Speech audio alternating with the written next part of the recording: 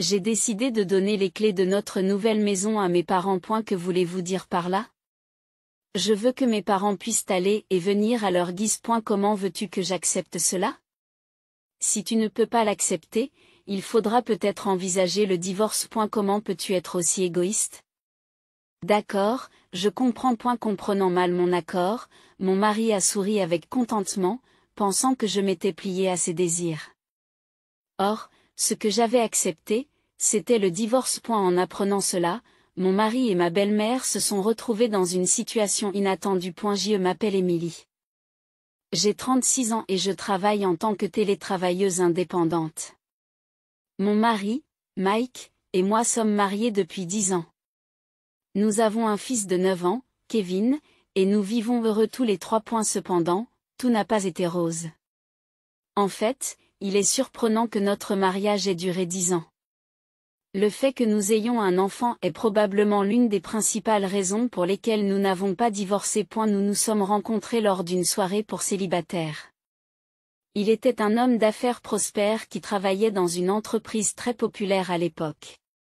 Il était joyeux et avait un revenu stable, et comme nous étions proches en âge, je l'ai trouvé séduisant. Grâce à son approche proactive, nous nous sommes progressivement rapprochés et avons finalement commencé à sortir ensemble. Notre relation a progressé sans heurts et, au bout d'1 an et demi, nous avons décidé de nous marier. Nous avons rapidement rencontré les parents de l'un et de l'autre et avons fini par rencontrer les deux familles. Après un mariage réussi, nous avons commencé notre nouvelle vie de couple. Nous avons passé de bons moments ensemble et, environ 1 an plus tard, notre fils est né.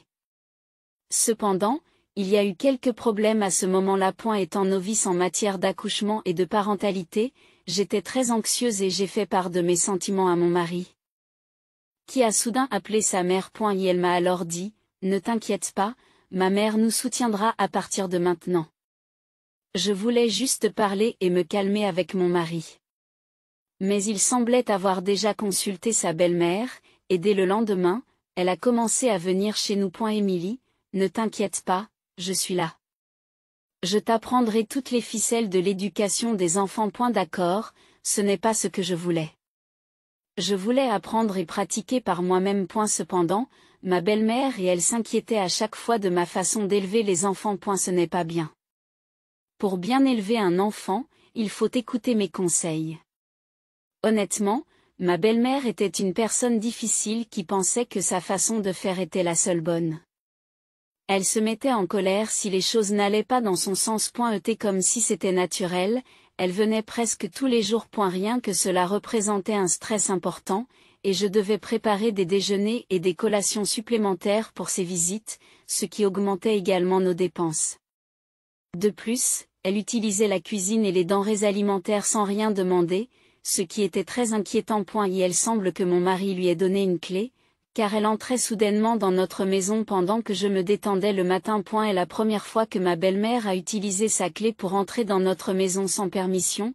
Mon cœur a failli bondir. Au début de notre mariage, j'ai été troublée par le comportement de ma belle-mère, et, bien sûr, j'ai consulté mon mari. Lorsque j'ai commencé à parler du problème avec sa mère, mon mari m'a dit fièrement, « N'est-ce pas rassurant d'avoir ma mère près de nous ?» Agacé que mon mari ne comprenne pas la situation, j'ai clarifié les choses. En fait, je suis plutôt troublée. 1. Ta mère insiste sur ses propres opinions et n'écoute pas les miennes. Elle mange beaucoup au déjeuner et je dois toujours avoir des collations en réserve. En entendant cela, mon mari est devenu mécontent. Qu'est-ce que tu racontes? Ma mère fait tout cela pour notre bien. Ce n'est pas une façon de parler d'elle. Elle m'a bien élevée, elle ne nous donne pas de mauvais conseils. Il est normal de la distraire puisqu'elle nous aide. Cela vaut la peine de la payer pour son aide. Mais ce n'est pas la peine de payer. Tu es trop ingrat. Tu dois changer d'attitude. Je dirais à ma mère d'être plus stricte avec toi. Qu'est-ce qu'il y a? Non. Mon mari n'a pas compris, ce qui a rendu la situation encore plus compliquée. Dès le lendemain, ma belle-mère a été informée par mon mari. Elle est devenue encore plus sévère avec moi. C'était plus qu'un simple conseil. Cela ressemblait à du harcèlement.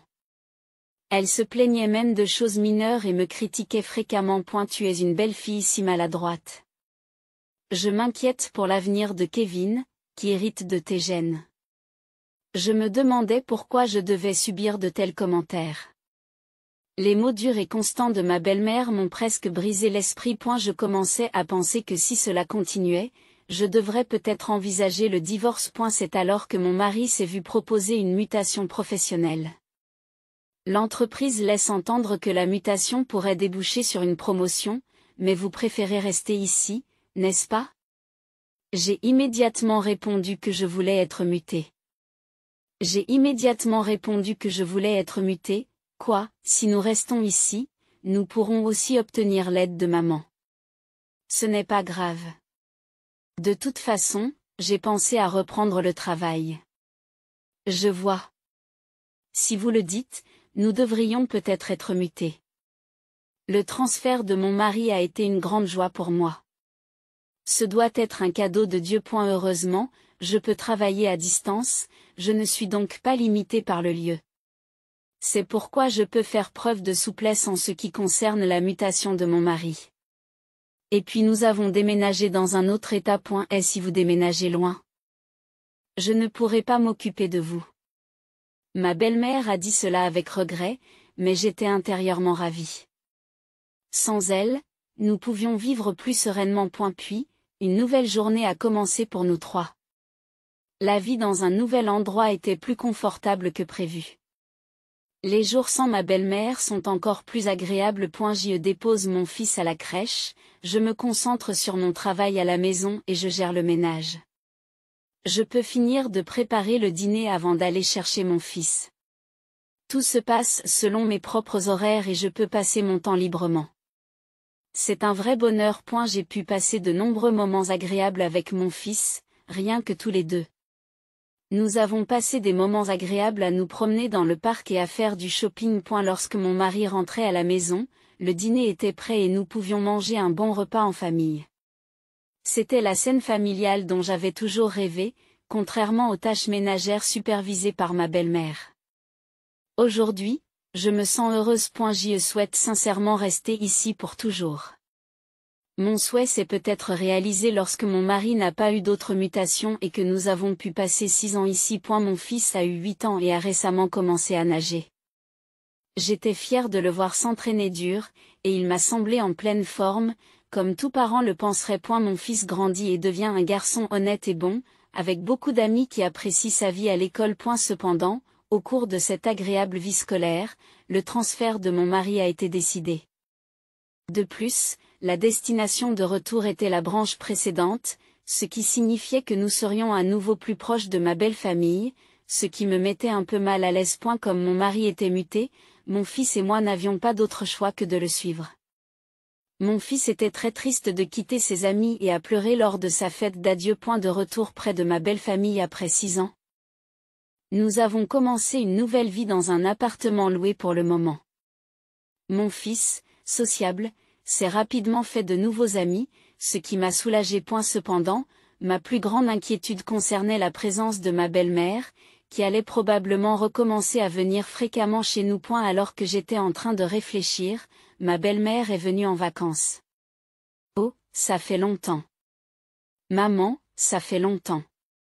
Je suis si heureuse que vous soyez tous revenus.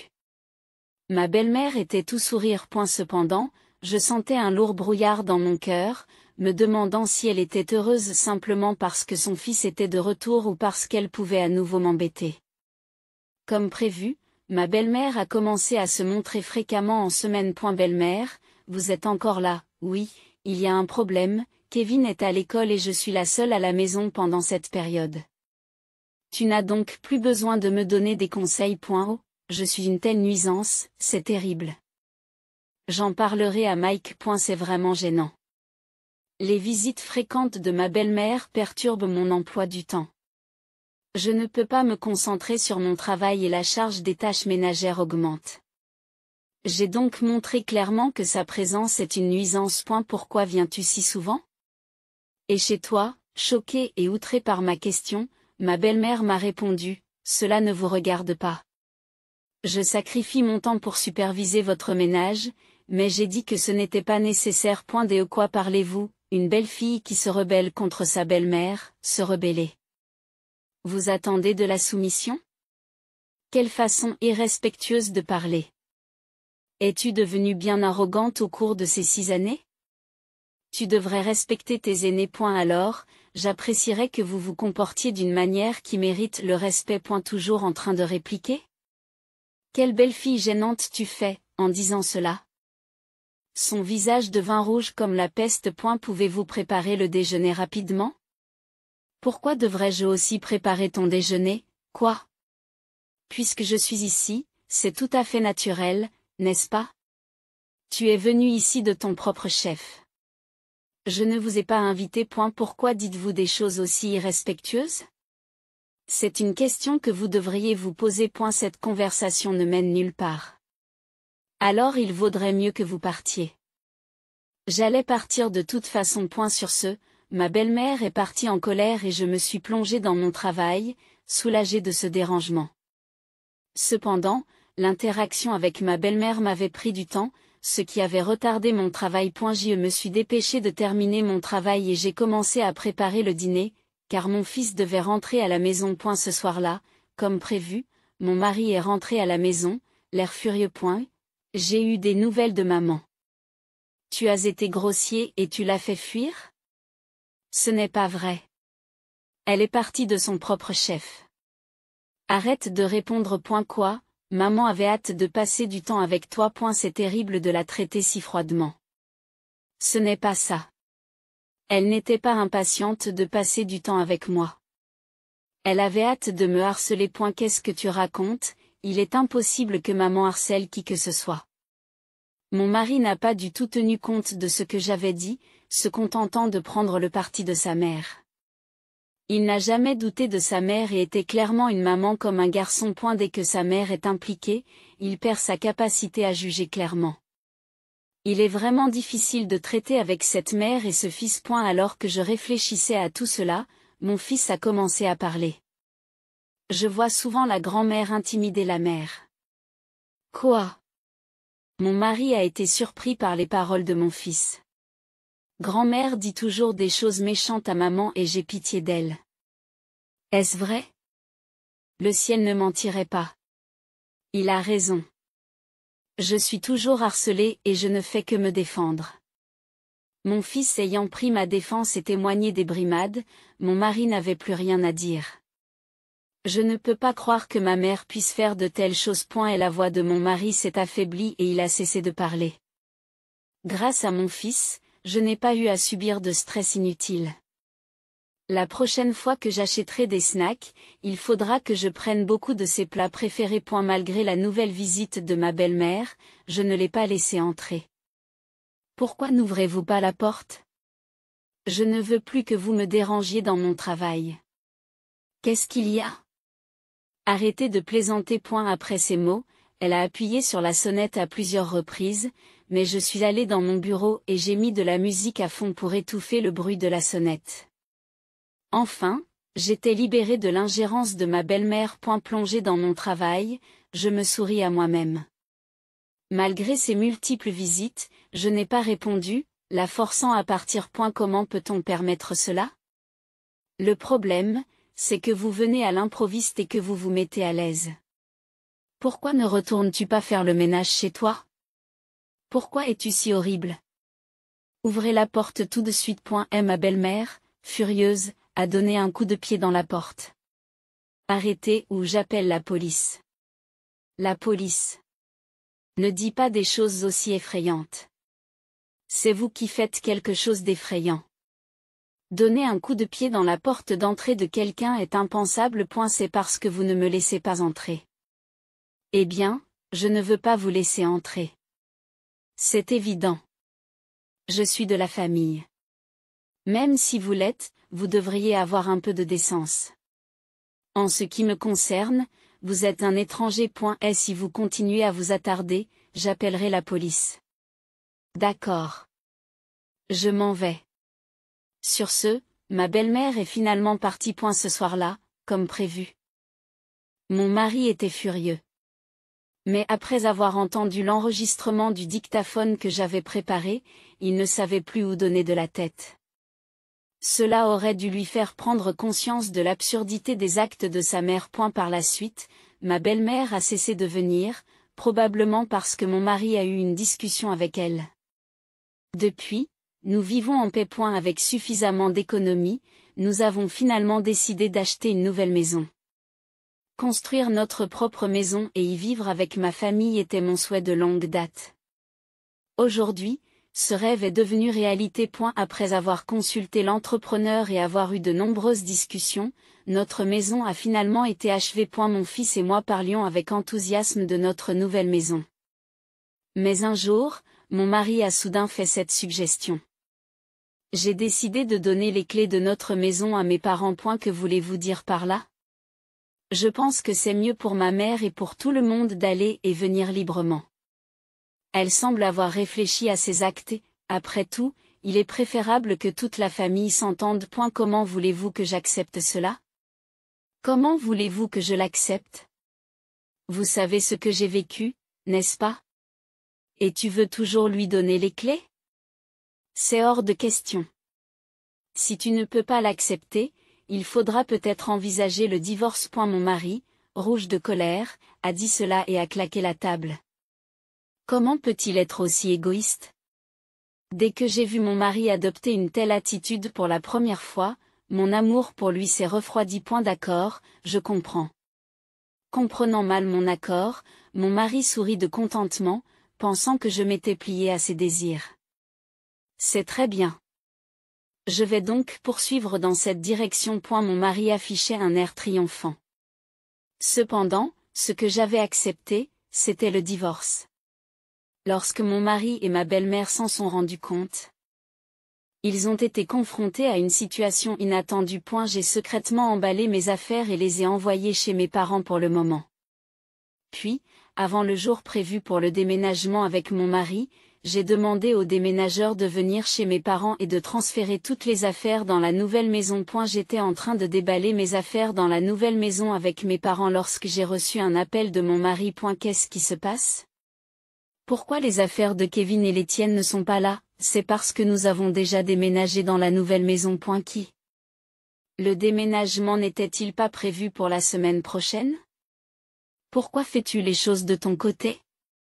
Parce qu'on va divorcer. Quoi? C'est toi qui as parlé de divorce si je n'étais pas d'accord? Tu te souviens? Tu as dit d'accord aussi. Oui, j'ai accepté le divorce. Je ne peux pas accepter ça. Ce n'est pas possible. L'appel s'est terminé là et environ 30 minutes plus tard, j'ai entendu le bruit de quelqu'un qui essayait d'ouvrir la porte de la maison. Mon mari et ma belle-mère étaient venus. J'ai laissé la chaîne de verrouillage en place et j'ai entrouvert la porte. Pourquoi la clé ne fonctionne-t-elle pas? Qu'avez-vous fait à la maison de Mike? Proteste-t-il bruyamment. J'ai dit calmement, il semble qu'il y ait un gros malentendu, mais c'est ma maison. Qu'avez-vous dit? Ma belle-mère s'est montrée choquée et incrédule. Vous ne le saviez peut-être pas, mais j'ai acheté cette maison avec l'argent que j'ai gagné en tant qu'ingénieur. Par conséquent, la maison est à mon nom et j'ai le droit de changer les serrures. Ce n'est pas possible. C'est incroyable. Mike, c'est un mensonge, n'est-ce pas? C'est bien ta maison, n'est-ce pas? Mon mari, confronté à la question de sa mère, baisse les yeux, incapable de répondre. C'est vraiment ça? Comprenant la vérité, ma belle-mère s'est effondrée sur place. Maintenant que vous avez compris, vous voulez bien partir, Émilie. Attends. Je n'accepte pas ce divorce. J'ai le droit de vivre ici. Je ne dirai plus que je donne les clés à maman. Laisse-moi entrer. Non, je ne peux plus te faire confiance. À partir de maintenant, nous communiquerons par avocat interposé. Si vous insistez pour rester, j'appellerai vraiment la police. Sur ce, mon mari et ma belle-mère se sont retirés précipitamment. Par la suite, grâce à un avocat, j'ai pu obtenir le divorce de mon mari en douceur. En outre, j'ai réussi à assurer les frais d'éducation de mon fils. À la suite de cet incident, mon ex-mari et mon ex-belle-mère ont perdu la faveur du public. L'ex-belle-mère et l'ex-belle-père ont tous deux été mis à la porte de la maison. J'ai entendu dire qu'ils sont maintenant obligés de vivre chichement dans un appartement modeste. Ils l'ont cherché et c'est bien fait pour eux. Pendant ce temps, je mène une vie heureuse avec mon fils. Dans un avenir proche, j'ai l'intention d'inviter mes parents à vivre avec nous. Mon fils adore mes parents et les jours passés avec eux seront certainement remplis de joie. À l'avenir, je continuerai à travailler dur et à soutenir le développement de mon fils de toutes mes forces. Combien voulez-vous ? Combien voulez-vous ? Nous sommes prêts à payer, alors réglons cela. Et si j'ai paniqué, c'est parce qu'au moment où je suis entrée dans la chambre d'hôpital, elle a prononcé des mots auxquels je ne m'attendais pas. Attendez, quoi ? Mia, tu es sérieuse dans ce que tu viens de dire ? Oui, je le suis. Explique-toi. Ils nous ont tellement maltraités que cela a failli déboucher sur une tragédie. Il était clair qu'ils se moquaient de nous. Après avoir fait quelque chose d'aussi terrible, ils veulent s'arranger avec de l'argent ? Je ne peux pas accepter d'arrangement. Mia, assumez vos responsabilités comme il se doit. C'est incroyable. Tu es toujours aussi têtu. Tu ne sais pas ce qui pourrait arriver si tu nous mets en colère. N'en rajoute pas, réprimant ma colère. J'ai continué à discuter avec ce couple effronté et sans vergogne. Je pense que nous en avons assez entendu. Mon mari est intervenu dans la discussion. Je n'avais jamais vu une expression aussi effrayante sur le visage de mon mari. Mia, tu as toujours cru que l'argent pouvait tout résoudre depuis le lycée. Tu n'as pas changé. Tout le monde veut de l'argent, n'est-ce pas ? Ai-je tort ? C'est vrai. Tant que tu as de l'argent, tu peux tout résoudre. Même cette femme se taira si vous lui donnez de l'argent. Face au couple, mon mari a dit, si c'est le cas, voyons si nous pouvons vraiment régler cela avec de l'argent. Mia et son mari ont été bouleversés par la suggestion de mon mari. Mais en fin de compte, ils ont quitté la chambre d'hôpital avec quelques mots provocateurs. Comme l'a dit Mia, peut-être que tout le monde veut de l'argent. L'argent nous apporte le bonheur et la joie, comme par magie. C'est la seule chose qui ait un tel pouvoir magique dans ce monde. Mais, comme l'a dit mon mari, il y a des choses que l'argent ne peut pas résoudre ou acheter. Avec leur tentative de me tuer presque moi et mon bébé, ils allaient bientôt le comprendre, qu'ils le veuillent ou non. Je m'appelle Suzanne Johnson. J'ai 32 ans et je suis enceinte de 9 mois. Mon mari, Kevin, 32 ans également, attend avec impatience la naissance de notre enfant. Pour célébrer cet événement capital, nous voulions partager notre joie en toute discrétion, mais cela n'a pas été facile. Car il y avait quelqu'un qui n'aimait pas le fait que nous allions avoir un enfant. Cette personne n'était autre que Mia, une connaissance du lycée et une collègue mère qui s'est toujours arrangée pour se mêler de ma vie. Mia, qui était l'aînée de mon mari et de moi-même au lycée, venait d'une famille aisée qui possédait une grande entreprise. Elle était belle, excellait dans les études et dans le sport, et était comme l'idole de notre école. Mais le fait d'avoir été choyée par ses parents dès son plus jeune âge l'a rendue extrêmement égoïste. Elle pensait à tort qu'elle pouvait tout obtenir avec de l'argent, ce qui lui valait une mauvaise réputation. Malgré cela, elle s'intéressait à Kevin et utilisait la force et l'argent pour essayer d'en faire son petit ami. Mais Kevin ne s'intéressait pas à elle et s'intéressait toujours à moi. C'est donc moi qui suis devenue sa petite amie à la place de Mia. Elle n'a pas aimé que Kevin me choisisse, et à partir de là, elle m'a considérée comme une rivale. Kevin et toi n'êtes pas compatibles. Rattrape-le maintenant. Mais, Mia, c'est trop. Kevin, tu sais que je suis plus belle que Suzanne et que j'ai de l'argent. S'il te plaît, arrête, Mia. Ne dis pas des choses comme ça. Nous avons été tourmentés par les mots durs et l'argent de Mia pendant tout le lycée.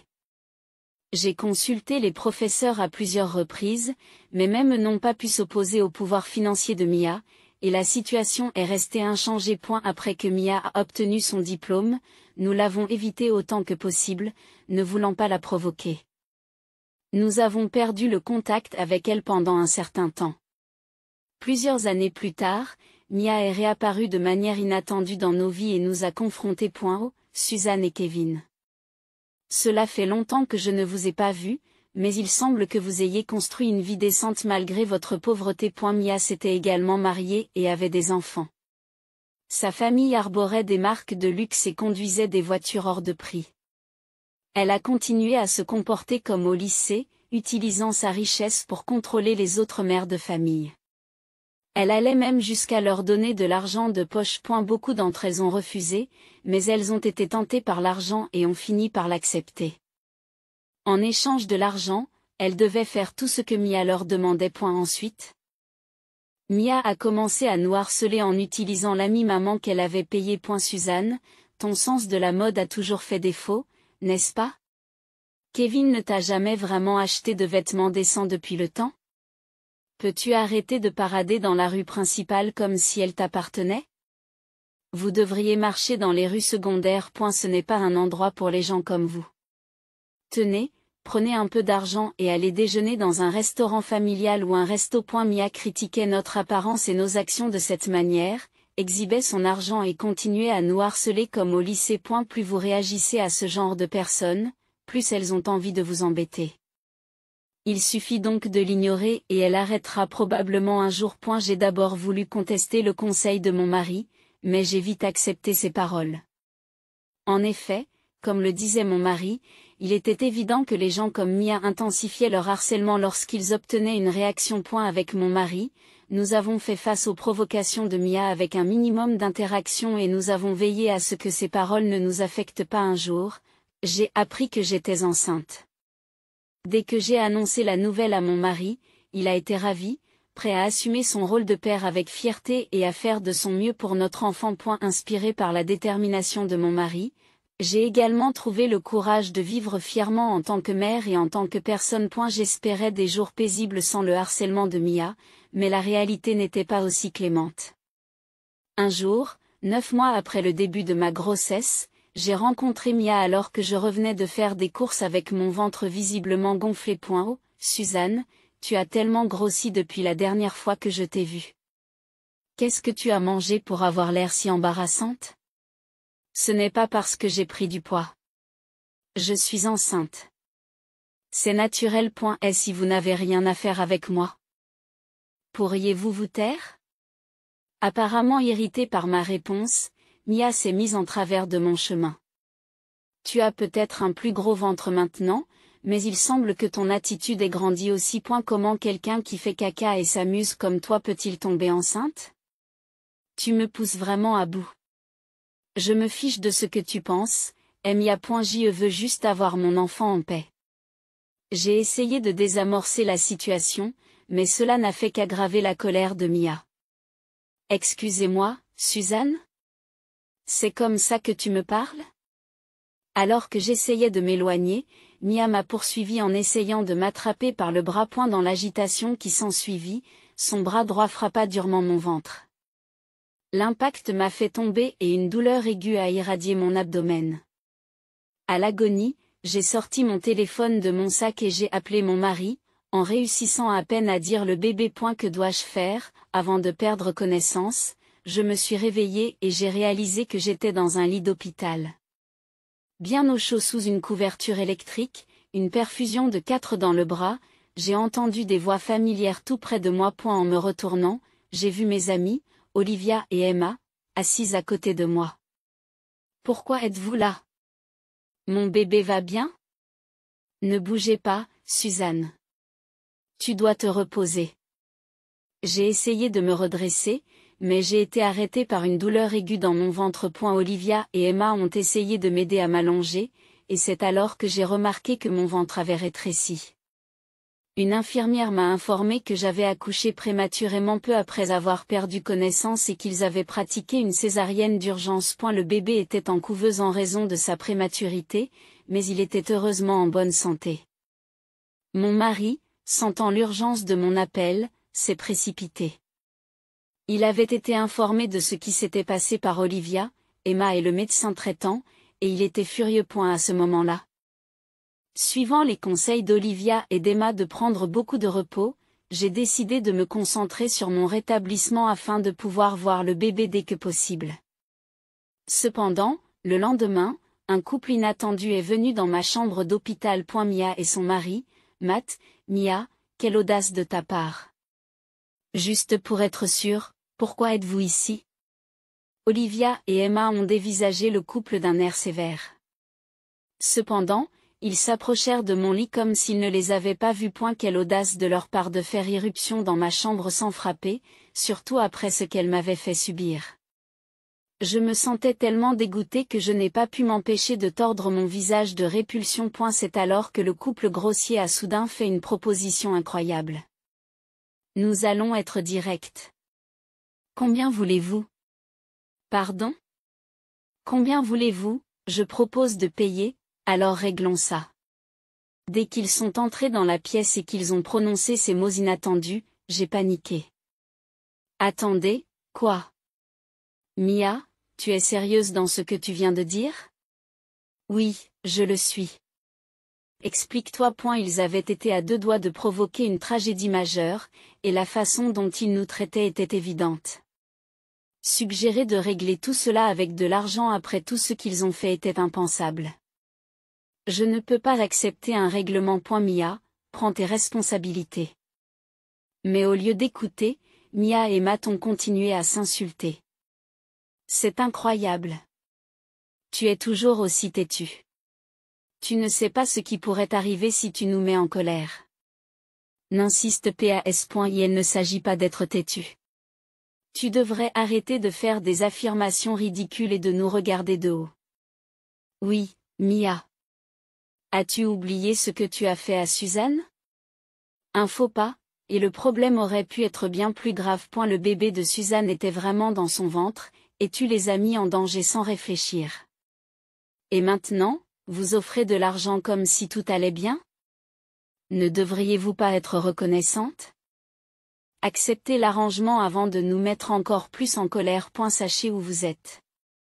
C'est comme si vos parents ne vous avaient rien appris. Olivia et Emma, d'accord avec moi, réprimandèrent Mia et Matt, qui devinrent encore plus furieux et se déchaînèrent non seulement sur moi, mais aussi sur eux. Alors que tout le monde oubliait qu'ils se trouvaient dans un hôpital et se disputaient, la porte de la chambre s'ouvrit lentement en grinçant.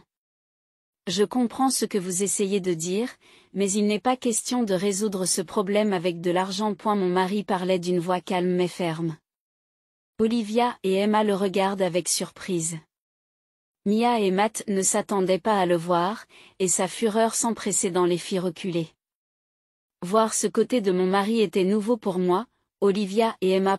Sa colère nous a laissés sans voix. Mon mari s'est approché de Mia et Matt et leur a dit d'un ton puissant, « Mia, depuis le lycée, tu as toujours cru que l'argent pouvait tout résoudre. Vous n'avez pas changé. Tout le monde veut de l'argent, n'est-ce pas? N'ai-je pas tort? Eh bien, tout le monde veut de l'argent. Il y a des choses qu'il ne peut pas acheter ou des problèmes qu'il ne peut pas résoudre. Cet incident en est le meilleur exemple.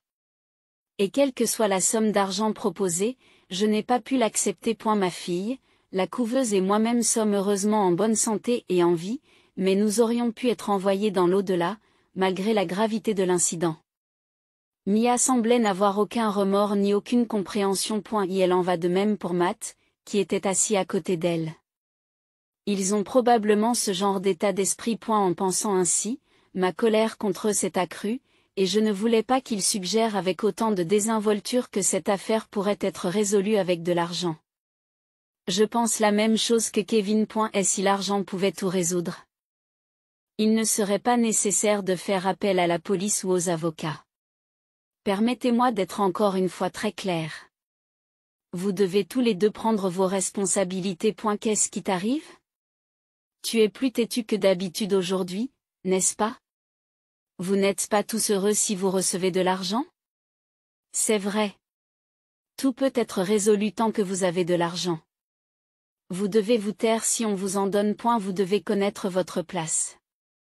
Vos parents ne vous ont rien appris, à ce stade, en voyant Mia et Matt jurer grossièrement et agir comme si l'argent était la solution à tous les problèmes. Je n'avais même plus d'énergie. Je n'avais même plus l'énergie de me mettre en colère. C'est alors que mon mari, pointant du doigt Mia et Matt, a dit fermement, « Si vous croyez que l'argent peut régler ce problème, pourquoi ne pas le mettre à l'épreuve, hein? Qu'est-ce que vous voulez dire? Qu'est-ce que vous voulez dire? Mia et Matt ont été déconcertés par l'insinuation de mon mari, et j'étais tout aussi perplexe. Pourtant, avec des expressions moqueuses, Mia et Matt ont confronté mon mari. Tu as perdu la tête? Qu'est-ce que tu essaies de faire? Les pauvres gens comme toi et Suzanne ne peuvent rien faire. Mia a craché ces mots et a quitté la chambre d'hôpital avec Matt. Kevin, es-tu sûr de ce que tu as dit? Je m'occupe de tout.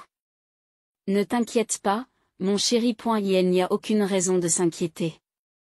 Après avoir dit cela, pour une raison inconnue, Kevin a regardé Olivia et Emma dans les yeux. Comme si Olivia et Emma avaient compris, elles ont hoché la tête et m'ont dit d'un ton rassurant, ne t'inquiète pas. Je ne comprenais pas encore tout à fait la situation, mais le stress de la confrontation faisait des ravages dans mon corps post-opératoire.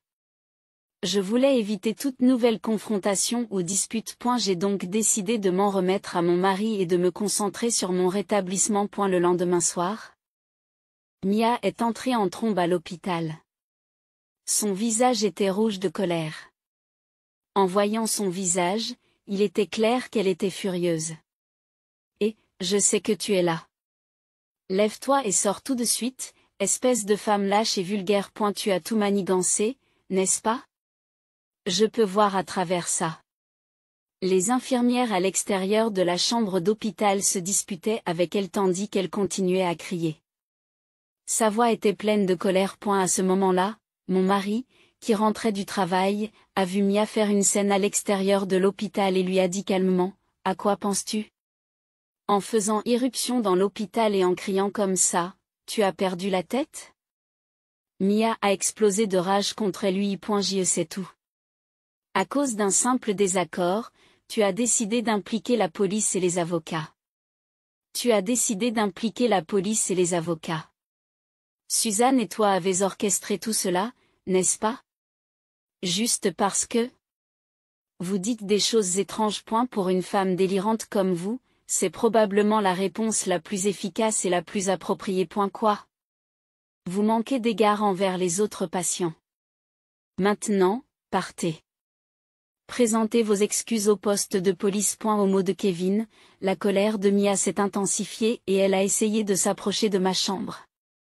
Mais elle a été arrêtée par les agents de sécurité, alertée par l'agitation.